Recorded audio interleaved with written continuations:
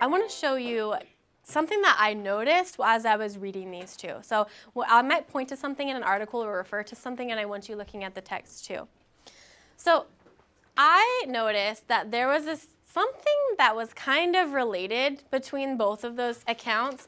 And Washington really talks about how the soldiers should be admired for their character, right? For how that they're acting or how they're reacting, I guess, to things that are happening. So in your George Washington letter, go ahead and look for the evidence that shows what George Washington thinks of their character, right? The soldier's character. Okay, no. Look in your text. Yes, I know where it is.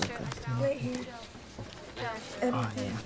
So George Washington describes that, like, he admires their patience and their loyalty because they've been suffering for so long and yet they still haven't rebelled or tried to run away from them. Angel M, can you tell me, I heard something really good. So can you tell me what you found?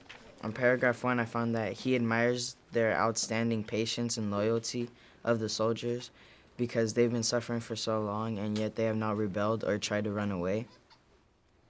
Absolutely, right? So he thinks highly of their character.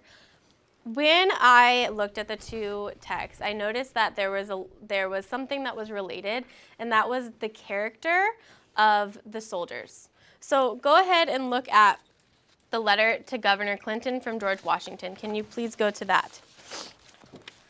And go ahead and point to paragraph 1. Do you see how we've gone through this before, but when we went over it the first time, we even highlighted that he admires the outstanding patience and loyalty of these soldiers because their suffering has not caused general rebellion or for the soldiers to run away. We highlighted that for a reason, right? And that's because he thinks highly of their character. Agree or disagree?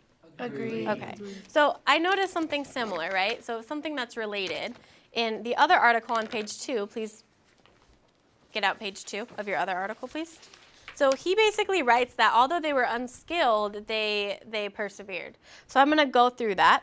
So I have this highlighted. So they were unskilled warriors who learned in a few years how to conquer the finest troops that England could send against them. So they really had to overcome a lot of challenges, a lot of hardships, a lot of downfall, right? He thinks highly of their character because he knew that they could persevere. So what I'm going to do is go to my new page. So you're going to go to your, back to your question sheet. So I'm going to start up here, but you're just going to start on the next, where the next place you have. So you could turn it over. Some of you might be on the next page. So we are going to write a level 3 question. So go ahead and write that, please.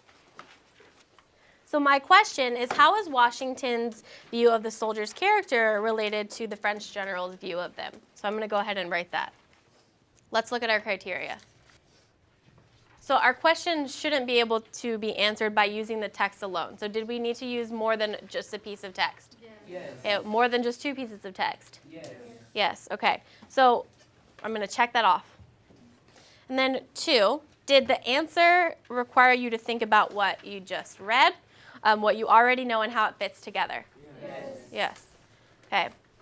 So, and then I use the sentence frame, how is Washington's view of the soldier's character related to the French general? So I went and used the third one. Okay, so it is a level 3 question.